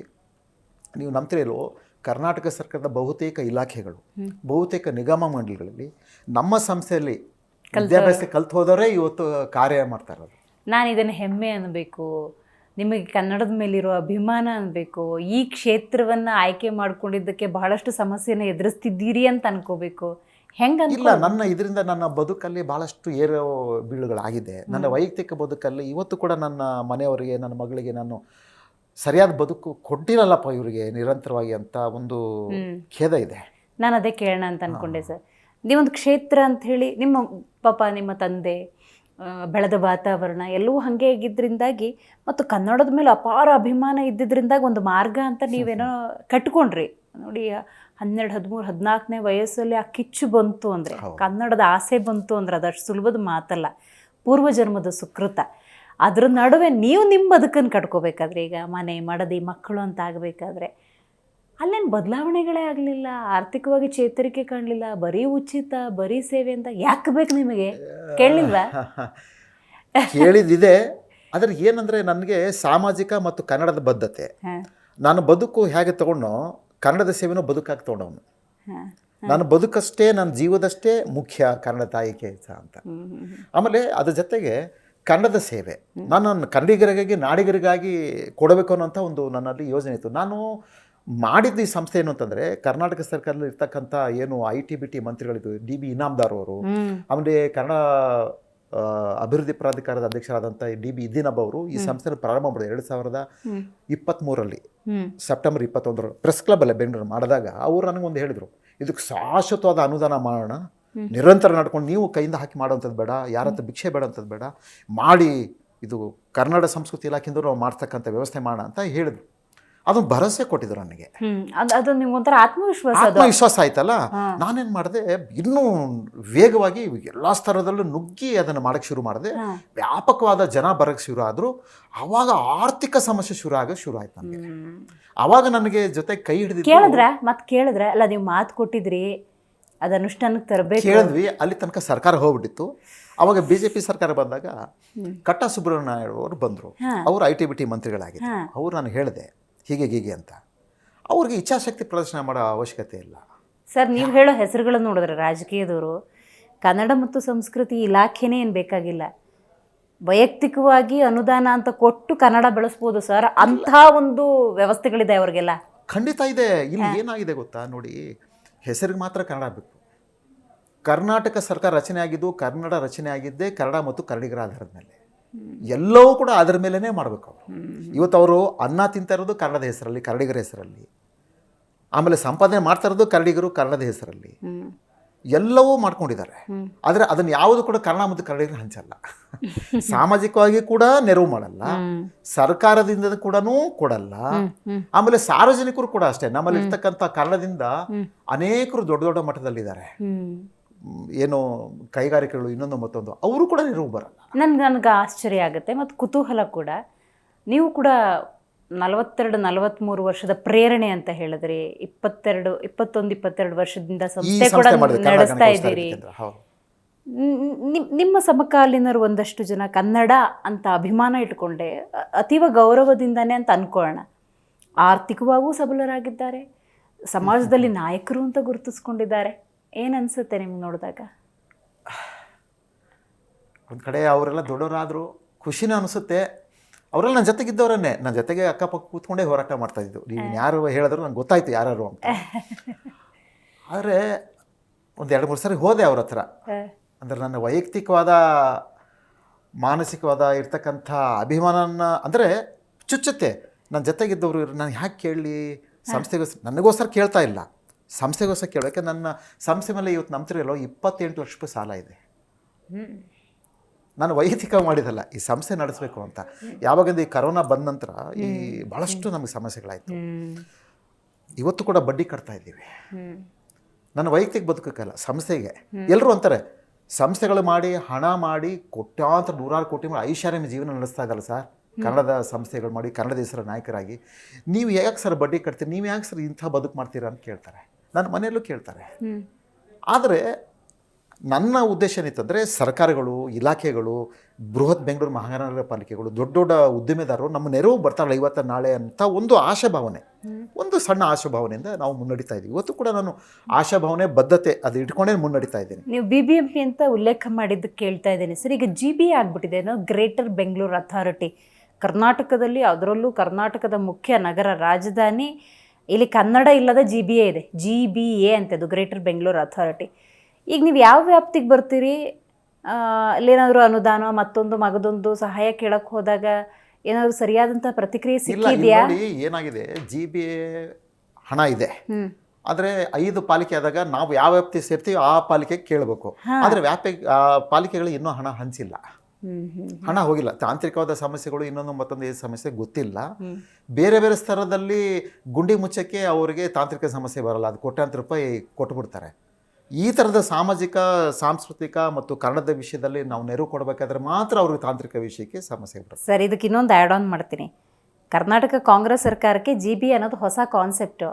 22 ವರ್ಷದಿಂದ ನರಳ್ತಾ ಇದ್ದೀರಿ ನೀವು. ನರಳಿರೋದಕ್ಕೆ ನೀವು ಸಮಸ್ಯೆಗೆ ಈಗ ಪರಿಹಾರ ಕೇಳ್ತಾ ಇದ್ದೀರಿ. ಅವರಿಗೆ ಹೊಸ ಸಂಸ್ಥೆ ಇನ್ನೂ ಸಮಯ ತಗೊಂತಾ ಹೋಗ್ತಾರೆ. ನಿಮಗೆ ಆ ತಾಳ್ಮೆ ಎಲ್ಲಿಂದ ಬರಬೇಕು, ಕಾಯೋ ತಾಳ್ಮೆ? ನೋಡಿ, ಇದಕ್ಕೆ ಬೆಂಗಳೂರು ನಗರಾಭಿವೃದ್ಧಿ ಮಂತ್ರಿಗಳು DK ಶಿವಕುಮಾರ್ ಅವ್ರ ಹತ್ರ ನಾನು ಅವ್ರ ಹತ್ರ 10-12 ಸಲ ಹೋಗಿ ಬಂದಿದ್ದೀನಿ. ಅವ್ರ ಮನೆಯೂ ಕೂಡ ಕೊಟ್ಟೆ. ನೋಡೋಣ ಮಾಡೋಣ ಅಂತ ಹೇಳ್ತಾರೆ ಅಷ್ಟೇ. ಆದರೆ ನಾನೇನು ಹೇಳ್ತೀನಿ ಅಂದರೆ, ಪಾಪ ಅವ್ರ ಸಮಯಾಭಾವನೋ ಅಥವಾ ರಾಜಕೀಯ ಅವ್ರ ಸಮಸ್ಯೆಗಳ ಸ್ಥಿತ್ಯಾಂತರಗಳಲ್ಲಿ ಇದ್ದಾರೋ ಏನೋ ಗೊತ್ತಿಲ್ಲ. ನೇರವಾಗಿ ನಮಗೆ ಸ್ಪಂದಿಸೋಂಥವ್ರು ಯಾರೂ ಸಿಗ್ತಾ ಇಲ್ಲ. ಕನ್ನಡ ಅಭಿವೃದ್ಧಿ ಪ್ರಾಧಿಕಾರ ಕೇಳಿದ್ರೆ ನಮಗೆ ಹಣ ಕಾಸು ಕೊಡೋಂಥ ಶಕ್ತಿ ಇಲ್ಲ ಅಂತಾರೆ. ಕನ್ನಡ ಅಭಿವೃದ್ಧಿ ಪ್ರಾಧಿಕಾರದಿಂದ ದಾಳಿ ಮಾಡಿ ಸ್ವಾಮಿ, ಕನ್ನಡದ ಕೆಲಸ ಮಾಡ್ತಾಯಿಲ್ಲ, ಅವರನ್ನು ಕ್ರಮ ಕೈಗೊಳ್ಳಿ ಅಂತಂದರೆ ತಟಸ್ಥರಾಗ್ತಾರೆ. ತೊರೆದು ಬಿಡ ಇದೆಲ್ಲ. GBA ಗ್ರೇಟರ್ ಬೆಂಗಳೂರು ಹೆಸರು ತೆಗೀರಿ ಅಂತ ಹೇಳ್ಬಿಟ್ಟು ಕನ್ನಡ ಅಭಿವೃದ್ಧಿ ಪ್ರಾಧಿಕಾರ ನೇರವಾಗಿ ದಾಳಿ ಮಾಡ್ಬೋದು, ಹೇಳ್ಬೋದು, ಅವರು ಹೆಸರು ತೆಗಿಬೋದು ಅಂತ ಹೇಳಲ್ಲ. ನಾನು ಯಾಕೆ ನಿಮಗೆ ಹೇಳ್ತೀನಿ ಅಂತಂದರೆ ಇಲ್ಲಿ ಎಲ್ಲವೂ ಕೂಡ ತಾತ್ಕಾಲಿಕ ಶೆಡ್ಡಲ್ಲಿ ಇದ್ದಂಗೆ ಇದ್ದಾರೆ. ಯಾರು ಶಾಶ್ವತವಾದ ಒಂದು ನೆಲೆಯನ್ನು ಕನ್ನಡದ ಕೆಲಸಗಳು ದೊರಕಿಸ್ತಾ ಇಲ್ಲ. ನಾನು ಇನ್ನೊಂದು ನಿಮ್ಮ ಮುಖ್ಯವಾಗಿ ಕೇಳಿದ್ರೆ ಅದನ್ನು ಮರ್ತುಬಿಟ್ಟೆ. ಹೀಗೆ ಕನ್ನಡ ಸಂಸ್ಥೆಗಳು ಕನ್ನಡ ದೇಶದಲ್ಲಿ ಬೆಳೆದವರು ದೊಡ್ಡವರಾದವರು ಇದ್ದಾರೆ, ಇಲ್ಲ ಅಂತ ನಾನು ಹೇಳಲ್ಲ. ಅವ್ರ ಹತ್ರ ನಾನು ಹೋದಾಗ ಮಾತಾಡಿದ್ರು, ಈ ವಿಷಯ ಹೀಗಾಗಿದೆ ಸಂಸ್ಥೆ ನೆರವಿಗೆ ಬನ್ನಿ ಅಂತ ಹೇಳೋಣ ಅಂತಂದಾಗ ಕೇಳಿಸ್ಕೊಳ್ಳೋ ಒಂದು ವ್ಯವಧಾನದಲ್ಲಿ ಇಲ್ಲ. ಆ ಮಟ್ಟದಲ್ಲಿ ಅವರೆಲ್ಲ ಹೋಗಿರೋದ್ರಿಂದ ಮತ್ತೆ ಅವರಲ್ಲಿ ಕೇಳೋದು ನನಗೇನು ಸಂಕುಚಿತ ಭಾವನೆ ಬಿಟ್ಟು ಹೋದ ನಾನು. ಅಂದರೆ ಅವೆಲ್ಲವೂ ಕೂಡ ಕೇಳೋಣ ಅಂತ, ಅಂದರೆ ಅದು ಕೇಳೋವಂಥ ಒಂದು ವ್ಯವಸ್ಥೆಗೆ ಅವರು ಬರಲೇ ಇಲ್ಲ. ಬಹುಶಃ ಮಾಧ್ಯಮಗಳು ಸ್ನೇಹಿತರು ಹೇಳಬೇಕು ಅವ್ರಿಗೆ, ಈ ಥರ ಈ ಸಂಸ್ಥೆಗಳ ಸಮಸ್ಯೆಗಳಾಗಿದೆ, ಹಿಂಗಾಗಿದೆ, ನೀವು ಕನ್ನಡದ ಸಂಸ್ಥೆ ಹೆಸರಲ್ಲಿ ಕನ್ನಡದಿಂದ ಶ್ರೀಮಂತರಾಗಿದ್ದೀರಿ, ಐಷಾರಾಮಿ ಜೀವನ ನಡೆಸ್ತಾ ಇದ್ದೀರಿ, ಸಂಸ್ಥೆಗಳು ದೊಡ್ಡ ಬೆಳೆದಿದೆ, ಇಂಥ ಸಂಸ್ಥೆಗಳು ಇಂಥ ಒಂದು ಕೆಲಸ ಮಾಡ್ತಕ್ಕಂಥವ್ರು ಉಪವಾಸ ಬಿದ್ದಿದ್ದಾರೆ, ಆ ಸಂಸ್ಥೆಯಲ್ಲಿ ಇರ್ತಕ್ಕಂಥ ಸಿಬ್ಬಂದಿಗಳು ಮುಚ್ಚುವಂಥ. ಆಮೇಲೆ ಕರ್ನಾಟಕದಲ್ಲಿ ಇದು ಒಂದೇ ಸಂಸ್ಥೆ, ಈ ಸಂಸ್ಥೆ ಮುಚ್ಚಿಬಿಟ್ರೆ ಲಕ್ಷಾಂತರ ಕನ್ನಡ ಮಾಧ್ಯಮದಲ್ಲಿ ಮತ್ತು ಸರ್ಕಾರಿ ಮಂದಿ ಓದಿರೋರು ಅತಂತ್ರರಾಗ್ತಾರೆ. ಅದಂತೂ ಸತ್ಯ ಹೇಳ್ಬೋದು. ಪ್ರಸ್ತುತ ಅಂದಾಜು ಎಷ್ಟು ವಿದ್ಯಾರ್ಥಿಗಳು ನಿಮ್ಮಲ್ಲಿ ಕಲಿತಿದ್ದಾರೆ ಸರ್? ಈಗಾಗಲೇ ನಮ್ಮಲ್ಲಿ ಕಲಿತಾರೋ ಈ ಬ್ಯಾಚಲ್ಲಿ 1-2 ತಿಂಗಳಿಗೆ ನೋಡಿ ನಮ್ಮಲ್ಲಿ ಕಲಿಯೋಂಥ ವ್ಯವಸ್ಥೆ ಇದೆಯಲ್ಲ. ಬೇರೆ ಕಡೆ ನೀವು ಹಣ ಕಟ್ಟಿ ಓದಕ್ಕೆ ಹೋದರೆ, ಕಲಿಯೋಕ್ಕೆ ಹೋದರೆ 20,000-35,000 ರೂಪಾಯಿ ತೊಗೊಳ್ತಾರೆ. ನಾವು ಯಾವ ಹಣವನ್ನು ತೆಗೆದುಕೊಳ್ಳದೆ ಕೇವಲ 2 ತಿಂಗಳಿಗೆ ಹೇಳ್ಕೊಡೋಂಥ ವ್ಯವಸ್ಥೆ ಮಾಡಿ. ಕರ್ನಾಟಕದ ಬೇರೆ ಬೇರೆ ಜಿಲ್ಲೆಯಿಂದ ಬಂದು ಕಲ್ತ್ಕೊಂಡು ಹೋಗ್ತಾರೆ, ನಂಬ್ತೀರಾ ನೀವು? ಕಲ್ಯಾಣ ಕರ್ನಾಟಕದಿಂದ ಬರ್ತಾರೆ, ಬೀದರ್, ಗುಲ್ಬರ್ಗ, ಬಿಜಾಪುರ, ಬೆಳಗಾವಿ ಇದೆಲ್ಲ ಬಂದು ಇಲ್ಲಿ ರೂಮ್ ಮಾಡಿ ಉಳ್ಕೊಂಡು ಕಲ್ತ್ಕೊಂಡು ಹೋಗ್ತಾರೆ. ನಿಮಗೆ ನಿರುತ್ಸಾಹ ಆಗಿಲ್ವ ಎಂದು? ಏನು ಮಾಡಿದ್ರು ನಂದು ಹೊರೆ ಜಾಸ್ತಿ ಆಗ್ತಿದೆ ಹೊರತು ಕಲಿಸುವಾಗ ಈ ಹೊರೆ ನೆನಪಾಗಲ್ವ ನಿಮಗೆ? ಖಂಡಿತ ನೆನಪಾಗುತ್ತೆ, ಹೊರೆ ಆಗಿದೆ, ಎಲ್ಲವೂ ಕೂಡ. ಆದರೆ ನನಗೆ ಕನ್ನಡ ತಾಯಿಯ ಸೇವೆ ಇದೆಯಲ್ಲ, ಅದನ್ನು ಇನ್ನಷ್ಟು ಹುರಿದುಂಬಿಸ್ತಾ ಇದೆ. ಆಮೇಲೆ ಇದು ಮಗು ಥರ ಬೆಳೆಸ್ಬಿಟ್ಟಿದ್ವಿ. ಈಗ ತಂದೆ ತಾಯಿಗೆ ಮಕ್ಕಳು ಎಷ್ಟೇ ಭಾರ ಆದ್ರೂ ಭಾರ ಅನ್ಸಲ್ಲ, ಅದನ್ನ ಹೊತ್ತು ಬೆಳೆದು ಏನೋ ಮಾಡಿ ಬೆಳೆಸ್ತಾರೆ, ಪೋಷಣೆ ಮಾಡ್ತಾರೆ. ಈ ಸಂಸ್ಥೆ ಕೂಡ ಹಾಗೆ ನಾನು ಅನ್ಕೊಂಡಿರೋದು. ನನ್ನ ಸಂಸ್ಥೆಯಲ್ಲಿ ಒಟ್ಟು ಈಗ ಸದ್ಯಕ್ಕೆ 5 ಜನ ಕಾರ್ಯನಿರ್ವಹಣೆ ಮಾಡ್ತಾರೆ. ಮೊದಲು 8 ಜನ ಮಾಡ್ತಾ ಇದ್ರು. 8 ಜನ. ನನಗೆ ಇಡೀ ಕರ್ನಾಟಕದ ವಿಭಾಗ ಮಟ್ಟದಲ್ಲಿ ಮಾಡಬೇಕು ಅಂತ ಇದೆ. ಇದು ನಾನು ಯಾಕೆ ಪಾಪ ಅಲ್ಲಿಂದ ಬರ್ತಾರೆ, ನಾವೇ ಅಲ್ಲೆಲ್ಲ ಮಾಡಬೇಕು ಅಂತ ಇದೆ. ಮಾಡಿದಾಗ ನಂಗೆ 5-6 ಕೋಟಿ ರೂಪಾಯಿ ದುಡ್ಡು ಬೇಕು. ಈಗ ಬೆಂಗಳೂರಲ್ಲಿ ನೋಡಿ, ಇನ್ಫೋಸಿಸ್ ಅಂತ ಸಂಸ್ಥೆಗಳು, ಬೇರೆ ಬೇರೆ ಡೆವಲಪರ್ಸ್ಗಳು, ಬೇರೆ ಬೇರೆ ದೊಡ್ಡ ದೊಡ್ಡ ಸಂಸ್ಥೆಗಳೆಲ್ಲ ಇದ್ದಾರೆ. ಅವ್ರಿಗೆ ವಿಷಯ ಗೊತ್ತೋ ಇಲ್ಲೋ ಗೊತ್ತಿಲ್ಲ. ನಾವಂತೂ 2-3 ಸರಿ ಸಂಪರ್ಕ ಮಾಡಕ್ಕೆ ನೋಡಿದ್ದೀವಿ, ಅವರು ಪ್ರೋತ್ಸಾಹ ಕೊಡ್ತಾ ಇಲ್ಲ. ನಾನು ಹೇಳೋದು, ನಿಮ್ಮ ಮಾಧ್ಯಮ ಮುಖಾಂತರ ಕರ್ನಾಟಕದಲ್ಲಿ ಉದ್ಯಮಗಳು ಬೆಳೆಸ್ಕೊಂಡಿದ್ದೀರಿ, ಕಾರಣದಿಂದ ಬೆಳೆದಿದ್ರೆ, ಉದ್ಯೋಗಗಳಾಗಿದ್ದರೆ, ಉದ್ಯಮಗಳು ಪ್ರಾರಂಭ ಮಾಡಿದ್ರಿ, ರಾಜಕೀಯವಾಗಿ ಬೆಳೆದಿದ್ರೆ, ನೀವೆಲ್ಲ ಇಂಥ ಸಂಸ್ಥೆಗಳಿಗೆ ಸಹಾಯ ಮಾಡಬೇಕು. ನನಗಲ್ಲ, ಈ ಸಂಸ್ಥೆಗೆ ಮಾಡಿ 100 ವರ್ಷ ಉಳಿಬೇಕು ಈ ಸಂಸ್ಥೆ. ನೋಡಿ, ಈಗ ಆರ್ಟಿಫಿಷಿಯಲ್ ಇಂಟೆಲಿಜೆನ್ಸ್ ಬರ್ತಾ ಇದೆ, ಬಂದಿದೆ ಈಗಾಗಲೇ. ನಮ್ಮದು ಕನ್ನಡದ ಮಾಧ್ಯಮದ ಯುವಕ ಯುವತಿಯರಿಗೆ, ಸರ್ಕಾರಿ ಮಾಧ್ಯಮದ ಯುವಕ ಯುವತಿಯರಿಗೆ ಈಗ ತಾಂತ್ರಿಕವಾಗಿ ತಂತ್ರಾಂಶದ ಕನ್ನಡ ತಂತ್ರ ಮುಖಾಂತರ ಔದ್ಯೋಗಿಕವಾಗಿ ಬೆಳಿಬೇಕು, ಇನ್ನೂ ನೆಲೆ ಉರಿಬೇಕು, ಉದ್ಯೋಗಗಳು ತೆಗೆದುಕೋಬೇಕು. ಈ ಹಂತದಲ್ಲಿ AI ಪೆಂಡಭೂತ ಬಂದಿದೆ. ಇದಕ್ಕೆ ಕನ್ನಡಿಗರನ್ನ ಸಜ್ಜುಗೊಳಿಸಬೇಕು. ಹೇಗೆ ಸಜ್ಜುಗೊಳಿಸೋದು? ಹಾಗಾದ್ರೆ ನನಗೆ ಈ ಪ್ರಶ್ನೆ ಬಂತು. ಈಗ ಹೊಸ ಸಾಫ್ಟ್ವೇರ್ ಜಾವಾ ಬರುತ್ತೆ, ಅದೇನೋ C++, ಏನೇನೋ ಹೊಸ ಸಾಫ್ಟ್ವೇರ್ಸು, HTML, ಈ ಥರದ್ದೆಲ್ಲ ಬೇಸಿಕ್ ಸಾಫ್ಟ್ವೇರ್ಸು ಇದೆಲ್ಲ ಇರುತ್ತೆ. ಈಗ AI ಬಂತು. ನೀವು ಆ ಸಾಫ್ಟ್ವೇರ್ನ ಟೀಚ್ ಮಾಡಬೇಕು ಅನ್ನೋದಾದ್ರೆ ಒಂದಷ್ಟು ಸ್ಟೂಡೆಂಟ್ಸಿಗೂ ಸರ್ ನೀವು ಅದನ್ನು ಖರೀದಿ ಮಾಡಬೇಕು ಅಥವಾ ಮತ್ತೇನೋ ಮಾಡಬೇಕು, ಅದೊಂದು ಆರ್ಥಿಕ ನೆರವು ಬೇಕಲ್ಲ, ಇದು ಹೆಂಗೆ? ಈಗ ಅದೇ ನನಗೆ ಕಳ್ಳಲ್ಲಿ ನೀರು ಯಾಕೆ ಬಂತು ಅಂದಾಗ ನೀವು ಕೇಳಿದ್ರಿ, ನಿಮಗೆ ಯಾರೂ ಬಂದಿಲ್ಲೋ ಸರ್ ಅಂತ.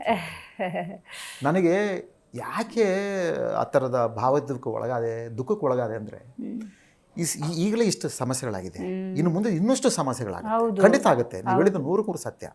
ನಮ್ಗೆ ಇನ್ನೂ ಒಂದು 50-60 ಲಕ್ಷ ರೂಪಾಯಿ ಉಪಕರಣಗಳೇ ಬೇಕಾಗುತ್ತೆ ಅಲ್ವಾ? ಹೇಳ್ಕೊಡೋಂಥ ವ್ಯವಸ್ಥೆಗಳಿಗೆ ಇನ್ನೂ ನಾವು 5-6 ಸಿಬ್ಬಂದಿಗಳನ್ನ ತಗೋಬೇಕಾಗುತ್ತೆ. ನಾನು ಯಾಕೆ ಈ ವಿಷಯಗಳು ಹೇಳ್ತಾ ಇದ್ದೇನೆ, ಸರ್ಕಾರದ ಕಿಯೋನಿಕ್ಸ್ ಸಂಸ್ಥೆ ಇತ್ತಲ್ಲ, ಸಂಪೂರ್ಣ ಮುಚ್ಚೇ ಬಿಟ್ರು ಎಲ್ಲ ಕಡೆ. ಸರ್ಕಾರ ಮಾಡಬೇಕು ಈ ಕೆಲಸನ, ಸರ್ಕಾರದ ಭಾಗವಾಗಿ ಮಾಡ್ತಾ ಇದೀವಿ, ಸರ್ಕಾರಕ್ಕೆ ಸಹಾಯ ಮಾಡ್ತಾ ಇದೀವಿ. ನವೆಂಬರ್ 1ರಂದು ಇತ್ತೀಚಿನ ದಿನಗಳಲ್ಲಿ ನಿಮಗೆ ಮುಖ್ಯ ಕಾರ್ಯದರ್ಶಿ ಶಾಲೆ ರಜನೀಶ್ ಹೇಳಿದ್ರು, ಕನ್ನಡ ಕಂಪ್ಯೂಟಿಂಗ್ ಬಗ್ಗೆ ನಾವು ದೊಡ್ಡ ಪ್ರಮಾಣದ ನೆರವು ಕೊಡ್ತೀವಿ ಸರ್ಕಾರದಿಂದ ಅಂತ ಹೇಳಿದ್ರು. ಮುಖ್ಯಮಂತ್ರಿಗಳು ಕೂಡ ಆದಿಯಾಗಿ ಹೇಳಿದ್ರು, ಇಲ್ಲ ನಾವು ಕನ್ನಡದ ತಂತ್ರಾಂಶ, ಕನ್ನಡದ ಬಗ್ಗೆ ನಾವು ಭಾಳ ದೊಡ್ಡ ಮಟ್ಟದ ನೆರವು ಕೊಡ್ತೀವಿ, ನಾವು ಕಟಿಬದ್ಧರಾಗಿದ್ದೀವಿ, AI ಬಗ್ಗೆ ನೀತಿ ರೂಪಿಸ್ತೀವಿ ಅಂತಂದ್ರು. ನಿಮ್ಮ ಸಂಸ್ಥೆ ಕಾಣ್ತಾ ಇಲ್ಲ. ಇದು ನಾವು ಭಿಕ್ಷೆ ಬಿಡ್ತಾ ಇದ್ದೀವಿ. ಭಿಕ್ಷೆ ಬಿಡೆ ವ್ಯವಸ್ಥೆಗೆ ಸರ್ಕಾರ, ಸಾರ್ವಜನಿಕರು, ಉದ್ಯಮಿಗಳು, ಅಧಿಕಾರಿಗಳು ತಂದು ಬಿಟ್ಬಿಟ್ಟಿದ್ದಾರೆ. ಈಗ ಗೊತ್ತಾಯ್ತು. ಈಗ ನಾವು ಏನು ಮಾಡ್ಬೇಕಾಗಾದ್ರೆ, ನಮ್ಮದು ಸ್ವಂತ ಕಟ್ಟಡ ಇದೆ, ಪುಣ್ಯಕ್ಕೆ ಬಾಡಿಗೆ ಕೊಡ್ತಾ ಇಲ್ಲ ನಾವು. ಸದ್ಯ ಕರ್ನಾಟಕದಲ್ಲಿ ಏಕೈಕ ಸಂಸ್ಥೆ ಸ್ವಂತ ಕಟ್ಟಡ ಇರುವಂಥದ್ದು, ತಾಂತ್ರಿಕವಾಗಿ ತಂತ್ರಾಂಶ ಮುಖಾಂತರ ಔದ್ಯೋಗಿಕ ನೆಲೆಗೊಟ್ಟು ಕೊಡತಕ್ಕಂಥದ್ದು, ಕನ್ನಡದ ತಂತ್ರಾಂಶವನ್ನು ಅನುಷ್ಠಾನ ಮಾಡಿ ಸರ್ಕಾರಕ್ಕೆ ಸಹಾಯ ಮಾಡೋದು, ಇವೆಲ್ಲ ಮಾಡ್ತಕ್ಕಂಥದ್ದು ಕನ್ನಡ ಸಾಹಿತ್ಯ ಪರಿಷತ್ ಬಿಟ್ಟರೆ ನಮ್ಮದೇ ಇರೋದು. ಆದರೆ ಅವು ಎಲ್ಲೋ ಅನುದಾನ ತೊಗೊಳ್ತಾರೆ ಕೋಟ್ಯಾಂತರ ರೂಪಾಯಿ. ನಿರೀಕ್ಷೆ ಇಟ್ಕೋತೀರಾ ಸರ್ ಇನ್ನು?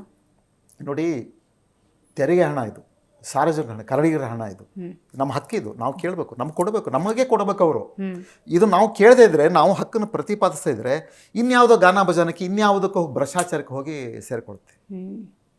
ಅದು ನಮ್ಮ ತಪ್ಪಾಗುತ್ತೆ. ನಾವು ಕೇಳದೇ ಇದ್ರೆ, ನಾವು ಪ್ರತಿರೋಧ ಮಾಡಿದ್ವಿ. ನೋಡಿ, ಮಗು ಅಳದೇ ಇದ್ರೆ ತಾಯಿ ಕೂಡ ಹಾಲು ಕೊಡಲ್ಲ. ಕನ್ನಡಿಗರು ಸಮಸ್ಯೆ, ಉದ್ಯೋಗದ ಸಮಸ್ಯೆ, ಔದ್ಯೋಗಿಕ ಸಮಸ್ಯೆ ಮತ್ತು ಭಾಷೆ ಸಮಸ್ಯೆ ಜೊತೆಗೆ ಇದ್ದೇ ಇದೆ. ಅದ್ರ ಜೊತೆಗೆ ಈ ಸಮಸ್ಯೆ ಕೂಡ ಇದೆ. ಆದರೆ ನಾನು ಈ ಸಂದರ್ಭದಲ್ಲಿ ಒಂದು ಕೇಳ್ತೀನಿ, ಕನ್ನಡದ ಮುಖಂಡರುಗಳು, ಕನ್ನಡದ ಸಂಘ ಸಂಸ್ಥೆ ಮುಖಂಡರುಗಳು, ಕಾರ್ಯಕರ್ತರು ಈ ಸಂಸ್ಥೆ ಪರವಾಗಿ ಧ್ವನಿ ಎತ್ತಿ, ಎಲ್ಲದಕ್ಕೂ ಧ್ವನಿ ಎತ್ತಿರಿ. ಖಂಡಿತ ಸೌದ. ಆದರೆ ಎಲ್ಲರೂ ನಿಮ್ಮ ಸ್ನೇಹಿತರೆ ಕೈ ಬಿಟ್ಟಿದ್ದಾರೆ. ಎಲ್ಲರೂ ಅವರೇ ಅಲ್ವಾ ಸರ್? ನಿಮ್ಮ ಸಮಕಾಲೀನರು, ನಿಮ್ಮ ಕಿರಿಯರು ಇದ್ದಾರೆ, ಹಿರಿಯರು ಇದ್ದಾರೆ, ಎಲ್ಲ ನಿಮ್ಮ ಪರಿಚಿತರೆ. ಪ್ರಸಾದ್ ಮಾತ್ರ ನೆನಪಾಗಲ್ವಾ? ಆದರೆ ಅವ್ರು ಹೇಳ್ತಾರೆ, ನೀವು ದೇವರಂತ ಕೆಲಸ ಮಾಡ್ತೀರಿ, ಕನ್ನಡ ತಾಯಿ ಸೇವೆ ಮಾಡ್ತಾ ಇದ್ರಿ, ನಿಮ್ಮ ಥರ ಯಾರೂ ಮಾಡಲ್ಲ ಅಂತ ಎಲ್ಲರೂ ಹೇಳ್ತಾರೆ.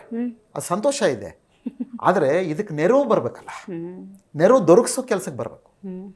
ಎಲ್ಲರೂ ಕೂಡ ನೆರವು ದೊರಕಿಸೋ ಕೆಲಸಕ್ಕೆ ಬರ್ತಾರೆ. ಅವರೆಲ್ಲ ಮುಖ್ಯಮಂತ್ರಿ ಹೋದರೆ 2 ನಿಮಿಷ ಕೆಲಸ, ಅವ್ರವ್ರ ಸಂಸ್ಥೆಗೆ ಬರ್ಸ್ಕೊಂಡು ಬಂದು ಲಕ್ಷಾಂತರ ಕೋಟ್ಯಾಂತರ ರೂಪಾಯಿ ತೊಗೊಂಡು ಹೋಗ್ಬಿಡ್ತಾರೆ. ಅದೆಲ್ಲರಿಗೂ ಗೊತ್ತಿರೋದೆ. ನಮ್ಮ ಸಂಸ್ಥೆ, ಈ ಸಂಸ್ಥೆಗೆ, ಕನ್ನಡಿಗರ ಸಂಸ್ಥೆ, ಕನ್ನಡಿಗರಿಗೆ ಅನ್ನ ಕೊಡೋ ಸಂಸ್ಥೆ, ಕನ್ನಡ ಜೀವನ ಕೊಡೋ ಸಂಸ್ಥೆ, ಕನ್ನಡ ಮಾಧ್ಯಮದವರಿಗೆ, ಸರ್ಕಾರಿ ಮಾಧ್ಯಮದವರಿಗೆ ಜೀವದಾನ ಕೊಡ್ತಕ್ಕಂಥ ಸಂಸ್ಥೆ, ಆಮೇಲೆ ಕನ್ನಡದ ಆಡಳಿತಕ್ಕೆ ವರದಾನ ಆಗಿರೋ ಸಂಸ್ಥೆ, ಕನ್ನಡ ತಂತ್ರಾಂಶ ಅನುಷ್ಠಾನ ಮಾಡ್ತಕ್ಕಂಥ ಸಂಸ್ಥೆ. ಈ ಸಂಸ್ಥೆ ಉಳಿಸೋದಕ್ಕೆ ನೀವು ಬರಲೇಬೇಕು, ಕೈ ಜೋಡಿಸಲೇಬೇಕು. ಖಂಡಿತ ಸರ್ ಅಂತ ನಾನು ಕೇಳ್ಕೊಳ್ತೀನಿ. ಯಾಕಂದರೆ ನೋಡಿ, ಇವತ್ತು ಈ ಹಂತಕ್ಕೆ ಬಂದು ಮುಟ್ಟಿದೆ ಈ ಸಂಸ್ಥೆಯ ವ್ಯವಸ್ಥೆ ಅಂತಂದರೆ ಅದಕ್ಕೆ ಆಡಳಿತಗಾರರು, ಅಧಿಕಾರಿಗಳು, ರಾಜಕಾರಣಿಗಳೇ ಕಾರಣ. ನೀವು ಕೈ ಜೋಡಿಸಿದ್ರೆ ಇನ್ಯಾರು ಕೈ ಜೋಡಿಸೋಕ್ಕಾಗುತ್ತೆ? ನನಗೆ ಈಗ ಕಾಂಗ್ರೆಸ್ನವ್ರು ಏನಾದ್ರು ನಿಮ್ಮ ಜೊತೆಗೆ ನಿಂತ್ಕೋತಾರ ಅಂದರೆ ಇಲ್ಲ, ಅವರು ಬಹಳ ಅವರದ್ದೇ ಲೋಕದಲ್ಲಿದ್ದಾರೆ. BJPಯವ್ರು ಏನಾದ್ರು ಮಾಡ್ತಾರಂದರೆ ಅವರ ಆಡಳಿತನೂ ನೀವು ನೋಡಿದ್ದೀರಿ. JDS ಪ್ರಾದೇಶಿಕ ಪಕ್ಷ, ಅವರೇನಾದ್ರು ನಿಮ್ಮ ಜೊತೆ ನಿಂತಾರೆ, ಅವ್ರದ್ದು ಆಡಳಿತ ನೋಡಿದಿರಿ ನೀವು. ಅಂದರೆ 22 ವರ್ಷದಿಂದ ನೋವನ್ನು ಉಂಡವರೇ ಆಗಿರೋದ್ರಿಂದಾಗಿ ಈ ರಾಜಕೀಯ ಸರ್ಕಾರಗಳು ನಿಂತ್ಕೋತವ ಇಲ್ವೋ ಅನ್ನೋ ಅನುಮಾನ ನಮಗೆ ಬರುತ್ತೆ ಸರ್. ಅಲ್ಲ, ಇಲ್ಲಿ ಒಂದಾಗಿದೆ, ಆಯಾ ಸಂದರ್ಭಕ್ಕೆ ಮಾತಾಡ್ತಾರೆ. ಕನ್ನಡದ ವಿಷಯ ಬಂತ, ಇದರಿಂದ ನಮ್ಗೆ ಏನಾದರೂ ಅನುಕೂಲ ಆಗುತ್ತೆ ಅಂದಾಗ ಅವಾಗ ಬರ್ತಾರೆ. ಅನುಕೂಲ ಸಿಂಧುತ್ವ ರಾಜಕಾರಣ, ಇದು ನಮಗೆ ಕರ್ನಾಟಕಕ್ಕೆ, ಕನ್ನಡಿಗರಿಗೆ, ಕನ್ನಡಕ್ಕೆ ಕಂಟಕವಾಗಿದೆ. JDS ಅವರು, ಕುಮಾರಸ್ವಾಮಿ ಹೇಳ್ತಾ ಇದ್ರು, ಅವರು BJP ಸೇರ್ಕೊಳ್ಳೋಕ್ಕಿಂತ ಮುಂಚೆ ಕನ್ನಡದ ಬಗ್ಗೆ, ಬದ್ಧತೆ ಬಗ್ಗೆ ಭಾಳ ಮಾತಾಡ್ತಾ ಇದ್ರು. ಅವರು ಯಾವಾಗ ಅವ್ರ ಜೊತೆ ಸೇರ್ಕೊಂಡಾಗ ಆ ವಿಷಯನೇ ಮಾತಾಡಲ್ಲ ಅವರು. ಈಗ BJP ಆಡಳಿತ ಇದ್ದಾಗ ಅವರು ಸಮಗ್ರ ಕನ್ನಡ ಅಧಿನಿಯಮ ಅಂತ ಜಾರಿಗೆ ತಂದರು. ಒಂದು ರೀತಿ ಅವ್ರು ಧನ್ಯವಾದ ಹೇಳ್ತೇನೆ. ಈಗ 2024ರಲ್ಲಿ ಅದನ್ನು ಭಾಗವಾಗಿ, ಮುಂದುವರೆದ ಭಾಗವಾಗಿ 2024ರಲ್ಲಿ ಡಿಸೆಂಬರಲ್ಲಿ ಪ್ರಸ್ತುತ ಸರ್ಕಾರ, ಕಾಂಗ್ರೆಸ್ ಸರ್ಕಾರ, ಕನ್ನಡ ಸಮಗ್ರ ಭಾಷಾ ಅಧಿನಿಯಮ 2024 ಅಂತ ಜಾರಿ ಮಾಡಿದ್ರು. ಯಾಕೆ ಸ್ವಾಮಿ ನೀವು ಇದುವರೆಗೂ ಅದಕ್ಕೆ ಕಾನೂನು ರಚನೆ ಮಾಡಿಲ್ಲ? ಯಾಕೆ ಸ್ವಾಮಿ ನೀವು ಇದುವರೆಗೂ ಅದಕ್ಕೆ ಹಣ ಮೀಸಲಿಟ್ಟಿಲ್ಲ? ನಾನು ಒಬ್ಬನೇ ಕರ್ನಾಟಕದ ಏಕೈಕ ವ್ಯಕ್ತಿ ಕೇಳೋದು, ಕನ್ನಡದ ಕಾರ್ಯಗಳಿಗೆ, ಕನ್ನಡದ ಅಭಿವೃದ್ಧಿ ಕಾರ್ಯಗಳಿಗೆ ಎಲ್ಲ ಇಲಾಖೆ ಜೊತೆಗೆ ಸಮನ್ವಯ ಕೆಲಸ ಮಾಡಬೇಕಾದ್ರೆ ಪ್ರತ್ಯೇಕ ಕನ್ನಡ ನಿರ್ದೇಶನಾಲಯ ಬೇಕು ಅಂತ ನಾನೇ ಹೇಳೋದು, ಕಾನೂನಾತ್ಮಕವಾಗಿ. ಅದಕ್ಕೆ 200 ಕೋಟಿ ರೂಪಾಯಿ ಮೀಸಲಿಡಿ, ಎಲ್ಲ ಇಲಾಖೆ ಜೊತೆ ಕೆಲಸ, ಕನ್ನಡ ಅಭಿವೃದ್ಧಿ ಪರಕ್ಕೆ ಎಲ್ಲ ಇಲಾಖೆಗೆ ಅದು ಕೆಲಸ ಮಾಡೋಕ್ಕೆ ಸಾಧ್ಯ ಇಲ್ಲ. ಯಾಕಂದರೆ ಎಲ್ಲ ಜಿಲ್ಲೆಗಳಲ್ಲಿ ಅದು ಇಲ್ಲ, ಅಸ್ತಿತ್ವ ಇಲ್ಲ, ಬರೀ ಬೆಂಗಳೂರು ಮಾತ್ರ ಇದೆ. ಎಲ್ಲ ಜಿಲ್ಲೆಗಳ ಅಸ್ತಿತ್ವ ಉಳಿಸಿಕೊಂಡು, ಎಲ್ಲ ಇಲಾಖೆ ಜೊತೆ ಸಮನ್ವಯ ಮಾಡಿಕೊಂಡು, ಕನ್ನಡಿಗರ ಉದ್ಯೋಗ ಮತ್ತು ಕನ್ನಡತನ ಉಳಿಸುವಂಥದ್ದು, ಕನ್ನಡತನ ಬೆಳೆಸುವಂಥದ್ದು, ಕನ್ನಡನ ಅನುಷ್ಠಾನ ಮಾಡ್ತಕ್ಕಂಥ ಕೆಲಸ ಮಾಡಬೇಕಾದ್ರೆ ಪ್ರತ್ಯೇಕ ಕನ್ನಡ ನಿರ್ದೇಶನ ಬೇಕು. ಅದು ಮಾಡಿದ್ರೆ ಮಾತ್ರ ನಮ್ಮಂಥ ಸಂಸ್ಥೆಗಳಿಗೆ, ನಮ್ಮ ಥರ ಇನ್ನೂ ಮುಂದೆ ಹುಟ್ಟುವಂಥ ಸಂಸ್ಥೆಗಳಿಗೆ, ಈಗಾಗಲೇ ಕನ್ನಡದ ಬೇರೆ ಬೇರೆ ಸ್ತರದಲ್ಲಿ ಕೆಲಸ ಮಾಡ್ತಕ್ಕಂಥ ಸಂಸ್ಥೆಗಳಿಗೆ, ಈಗಾಗಲೇ ಏನು ಕನ್ನಡ ಸಂಸ್ಕೃತಿ ಇಲಾಖಾ ವಿಶೇಷ ಸಮಿತಿಯವರು ವಿಧಾನಮಂಡಲದಲ್ಲಿ ಏನು ಮಂಡನೆ ಮಾಡ್ತಾರಲ್ಲ, ವರದಿ ಶಿಫಾರಸು ಮಾಡಿ ಈ ಥರದ ಧನ ಸಹಾಯ ಕೊಡಬೇಕು, ಇಂಥ ಸಂಸ್ಥೆಗಳಿಗೆ ಬೆಳೆಸಬೇಕು ಕನ್ನಡದ ಕೆಲಸಕ್ಕೆ ಅಂತ, ಇದಕ್ಕೆಲ್ಲವಕ್ಕೂ ನ್ಯಾಯ ಸಿಗುತ್ತೆ, ಕನ್ನಡಿಗರಿಗೆ ಜೀವನ ಸಿಗುತ್ತೆ, ಕನ್ನಡಿಗರಿಗೆ ಉದ್ಯೋಗದ ಹಕ್ಕು ಸಿಗುತ್ತೆ. ನೀವು ಅದನ್ನು ಮಾಡದೇ ಇದ್ದರೆ ಕೇವಲ ನೀವು ರಾಜ್ಯೋತ್ಸವ ಪ್ರಶಸ್ತಿ ಕೊಡೋದು, ಸಾಂಸ್ಕೃತಿಕ ಕಾರ್ಯಕ್ರಮ ಮಾಡಿದ್ರೆ ಕನ್ನಡ ಮತ್ತು ಕನ್ನಡಿಗರು ಉಳಿಯಲ್ಲ. ತಾಯಿ ಭುವನೇಶ್ವರಿ ಕೃಪೆಯಿಂದ ಸರ್ ಏನೋ ಒಂದು ಅನುದಾನ ಅಂತ ಲಭ್ಯ ಆಯಿತು. ಈ ಯೋಜನೆಗಳು ನನಗಿದೆ ಅನ್ನೋದಾದರೆ ಏನು ಗುರಿ ಇಟ್ಕೊಂಡಿದ್ದೀರಿ? AI ಅಂತ ನಾವು ಮಾತಾಡ್ತಾ ಇದ್ವಲ್ಲ, ಆ AI ಕ್ಷೇತ್ರದಲ್ಲಿ ಕನ್ನಡಿಗರನ್ನ ತಯಾರು ಮಾಡಿ ನಾವು ಇಡೀ ಪ್ರಪಂಚಕ್ಕೆ ಹೆಗ್ಗುರುತಾಗಿ ಗುರುತಿಸ್ಬೇಕು ಅಂತ ನನಗೆ ಭಾಳ ಆಸೆ ಇದೆ. ಖಂಡಿತ ಸರ್. ನಮ್ಮ ಕಾರ್ಯಕ್ರಮದಲ್ಲಿ ಇವತ್ತು ನೀವು ಭಾಗಿಯಾಗಿ ಇದು ನಿಮ್ಮ ಕಣ್ಣೀರಿನ ಕತೆ ಅಂತ ನಾನು ಅಂದ್ಕೊಳ್ಳಲ್ಲ. ನಮ್ಮಂಥ ಹಲವು ಕನ್ನಡಿಗರ ನೋವಿನ ಕತೆ. ನಿಮ್ಮ ನೋವನ್ನು ಅಂದ್ರೆ ಹಂಚ್ಕೊಂಡ್ರಿ. ನನಗೆ ಏನಂದ್ರೆ ನೈಜತೆ, ಕನ್ನಡದ ನೈಜತೆ ಕಣ್ಣೀರು ಬಂತು ನನಗೆ. ಹೌದು ಹೌದು ಹೌದು. ನಾನು ಆರ್ಥಿಕವಾಗಿ ಸಬಲನಾಗಿದ್ರೆ ಯಾರಿಗೂ ಹೆದರ್ತಿರ್ಲಿಲ್ಲ ನೀವು. ನಿಮ್ಮ ನಿಮ್ಮ ಉತ್ತರಕ್ಕೆ ನಾನು ನಗ್ತಾ ಇದ್ದೆ. ನನಗೆ ಏಕದಮ್ ಕಣ್ಣೀರು ಬಂತು. ಹೌದು ಅಂದ್ರೆ ಅದೆಷ್ಟು ಕಷ್ಟಗಳಾಗಿರ್ಬೋದು, ಹೌದು ಅದೆಷ್ಟು ಆರ್ಥಿಕ ಸಮಸ್ಯೆ ಎದುರಿಸಿರ್ಬೋದು. ಇಷ್ಟೆಲ್ಲ ಸಮಸ್ಯೆ ಆದ್ರೂ ನಾವು ಯಾರಲ್ಲೂ ಕೂಡ ಹೋಗಿ ಬೇಡಕ್ಕೆ ಹೋಗ್ಲಿಲ್ಲ. ಕೆಲವ್ರಿಗೆ ಮಾತ್ರ ಹೋಗಿ ಕೇಳಕ್ಕೆ ಅಂತ ಹೋದ್ವಿ. ಅದ್ರ ನಡವಳಿಕೆಗಳಿಂದ ಮತ್ತೆ ವಾಪಸ್ ಬಂದ್ಬಿಟ್ವಿ. ಅಂದ್ರೆ ನಾನು ಯಾಕೆ ಈ ಮಾತನ್ನ ಹೇಳ್ತೀನಿ ಅಂತಂದ್ರೆ, ಈ ಸಂಸ್ಥೆನ ಉಳಿಸೋದು, ಬೆಳೆಸೋದು, ಕನ್ನಡವನ್ನ ಬೆಳೆಸೋದು, ಕನ್ನಡತನವನ್ನು ಬೆಳೆಸೋದು, ಕನ್ನಡಿಗನ ಬೆಳೆಸೋದು, ಆಮೇಲೆ ಕರ್ನಾಟಕ ಏಕೈಕ ಸಂಸ್ಥೆಯಾಗಿ ಉಳಿದಿರುವಂಥದ್ದು ಯಾವುದಕ್ಕೆ, ಕನ್ನಡ ಮಾಧ್ಯಮದವರಿಗೆ, ಸರ್ಕಾರಿ ಮಾಧ್ಯಮ ಶಾಲೆಗಳ ವ್ಯಕ್ತಿಗಳಿಗೆ. ಈ ಸಂಸ್ಥೆ ಉಳಿದ್ರೆ ಸಾರ್ವಜನಿಕವಾಗಿ ಲಕ್ಷಾಂತರ ಜನಕ್ಕೆ ಉದ್ಯೋಗ ದೊರಕುತ್ತೆ. ಆಮೇಲೆ ಸಾರ್ವಜನಿಕವಾಗಿ ಕನ್ನಡ ತಂತ್ರಾಂಶವನ್ನು ಅನುಷ್ಠಾನ ಮಾಡ್ಲಿಕ್ಕೆ ಕಾರಣ ಆಗುತ್ತೆ. ನಿಮ್ಮಂಥ ಮಾಧ್ಯಮಗಳ ಮುಖಾಂತರ ಇದು ಆಗಲಿ ಅಂತ ನನ್ನ ಒಂದು ಆಶಾಭಾವನೆ. ಖಂಡಿತ ಸರ್, ನೀವು ಅಂದ್ಕೊಂಡಿದ್ದೆಲ್ಲ ಆದಷ್ಟು ಬೇಗ ಈಡೇರಲಿ ಅಂತ ನಾವು ಕೂಡ ಬಯಸ್ತೀವಿ. ನೀವು ಹೇಳಿದ್ರೆ ಆಗಿರುವಂತಹ ಏಳು ಬೀಳುಗಳು ಮತ್ತು ನಿಮ್ಮ ಬದ್ಧತೆ, ತಾಯಿ ಭುವನೇಶ್ವರಿ ಕೃಪೆ ನಿಮ್ಮ ಮೇಲೆ ಸದಾ ಇರಲಿ ಅಂತ ನಾವು ಜೀ ಕನ್ನಡ ನ್ಯೂಸ್ ವತಿಯಿಂದ ಹಾರೈಸ್ತೀವಿ sir. Thank you so much ಕಾರ್ಯಕ್ರಮದಲ್ಲಿ ಭಾಗಿಯಾಗಿದ್ದಕ್ಕಾಗಿ. ಸೊ ನೋಡಿದ್ರದ ವೀಕ್ಷಕರೇ, ಆರ್ಯ ಪ್ರಸಾದ್ ಅವರು ಭಾಗಿಯಾಗಿದ್ದರು. ಕನ್ನಡ ಗಣಕ ಉಚಿತ ತರಬೇತಿ ಕೇಂದ್ರವನ್ನು ಸ್ಥಾಪನೆ ಮಾಡ್ತಾರೆ 21 ವರ್ಷಗಳ ಹಿಂದೆ. 55,000ಕ್ಕೂ ಹೆಚ್ಚು ವಿದ್ಯಾರ್ಥಿಗಳು ಇಲ್ಲಿ ಉಚಿತವಾಗಿ ಶಿಕ್ಷಣವನ್ನು ಪಡ್ಕೊಂಡಿದ್ದಾರೆ. ಯಾವ ಶಿಕ್ಷಣ? ಕಂಪ್ಯೂಟರ್ ಶಿಕ್ಷಣವನ್ನು ಪಡ್ಕೊಂಡಿದ್ದಾರೆ. ಇವತ್ತು ಬೇಕಾದಷ್ಟು ಸಾಫ್ಟ್ವೇರ್ಗಳು ಬರ್ತವೆ ಬೇರೆ ಭಾಷೆಯಲ್ಲಿ ಅಥವಾ ಆಂಗ್ಲ ಮಾಧ್ಯಮದಲ್ಲಿದ್ದರೆ ಹಲವು ಕನ್ನಡಿಗರಿಗೆ ಅದು ಸಾಧ್ಯ ಆಗೋದಿಲ್ಲ. ಆ ನಿಟ್ಟಿನಲ್ಲಿ ಆರಂಭವಾದ ಸಂಸ್ಥೆ ಇದು. ಕನ್ನಡಿಗರು ಈ ಎಲ್ಲ ಸಾಫ್ಟ್ವೇರ್ಗಳನ್ನು, ಹೊಸ ಹೊಸ ತಂತ್ರಾಂಶಗಳನ್ನು, ಈ ಕಂಪ್ಯೂಟರ್ನ ಅರ್ದು ಕುಡಿಬೇಕು ಅಂತ ಹೇಳಿ ಸದುದ್ದೇಶದಿಂದ ಆರಂಭವಾದಂತಹ ಈ ಸಂಸ್ಥೆ 28 ಲಕ್ಷಕ್ಕೂ ಹೆಚ್ಚು ಸಾಲವನ್ನು ಹೊತ್ಕೊಂಡಿದೆ. ಕಾರಣ ಇಂಥ ಹಲವಾರು ವಿದ್ಯಾರ್ಥಿಗಳನ್ನು ನಾಡಿಗೆ ಕೊಡುಗೆಯಾಗಿ ಕೊಡುವಂಥ ಬದ್ಧತೆ ಇತ್ತು. ಇಂಥ ಸಂದರ್ಭದಲ್ಲಿ ಸರ್ಕಾರವೇ ಆಗಿರ್ಬೋದು, ನೀವೇ ಈ ಸಂಸ್ಥೆಯಲ್ಲಿ ಕಲಿತು ಹೋದವರು ಯಾರಾದರೂ ದೊಡ್ಡ ವ್ಯಕ್ತಿಗಳು, ಆರ್ಥಿಕವಾಗಿ ಸಬಲರಾಗಿದ್ದರು ಖಂಡಿತವಾಗ್ಲೂ ಈ ಸಂಸ್ಥೆಯ ನೆರವಿಗೆ ಬಂದರೆ ನಾವು ಈ ಕಾರ್ಯಕ್ರಮವನ್ನು ಮಾಡಿದ್ದು ಕೂಡ ಖಂಡಿತ ಸಾರ್ಥಕವಾಗುತ್ತೆ ಅಂತ ಈ ಕಾರ್ಯಕ್ರಮದ ಮೂಲಕ ಕೇಳ್ಕೊಳ್ತಾ ಇದ್ದೀನಿ. ಯಾಕಂದರೆ ಒಂದು ಬದ್ಧತೆಯನ್ನು, ಒಂದು ಗುರಿಯನ್ನು ಇಟ್ಕೊಂಡು ಈ ಸಂಸ್ಥೆ ಆರಂಭ ಆಗಿದ್ದು ನೂರಾರು ವರ್ಷಗಳ ಕಾಲ ನಿರಂತರವಾಗಿ ಇಂಥ ಸಂಸ್ಥೆಗಳು, ಈ ಸಂಸ್ಥೆ ನಡೀಬೇಕು ಅಂತ ಹೇಳಿದ್ರೆ ಅಂಥ ಒಂದು ವಾತಾವರಣ ಕೂಡ ಸೃಷ್ಟಿಯಾಗಬೇಕು. ಸರ್ಕಾರ ಏನಾದರೂ ಇವರ ನೆರವಿಗೆ ಬಂತು ಅಂತ ಹೇಳಿದ್ರೆ ನಾನು ಉತ್ತರ ಕರ್ನಾಟಕ ಮತ್ತು ಕಲ್ಯಾಣ ಕರ್ನಾಟಕ ಭಾಗದ ನಮ್ಮ ಕನ್ನಡಿಗರನ್ನು ನೆನಪಿಸ್ಕೊಳ್ತೀನಿ. ಯಾಕಂತ ಹೇಳಿದ್ರೆ ಎಲ್ಲ ಇದೆ, ಏನೂ ಇಲ್ಲ ಅನ್ನುವಂಥ ಸನ್ನಿವೇಶ ಅವರದ್ದು. ಇಂಥ ಹೊಸ ಹೊಸ ತಂತ್ರಾಂಶಗಳು ಅಂದಾಗ ಅವುಗಳನ್ನು ಕನ್ನಡದಲ್ಲಿ ಕಲಿಯಲಾಗದೆ ಬೇರೆ ಭಾಷೆಯ ಜ್ಞಾನ ಇಲ್ಲದೆ ಒದ್ದಾಡ್ತಿದ್ದಾರೆ.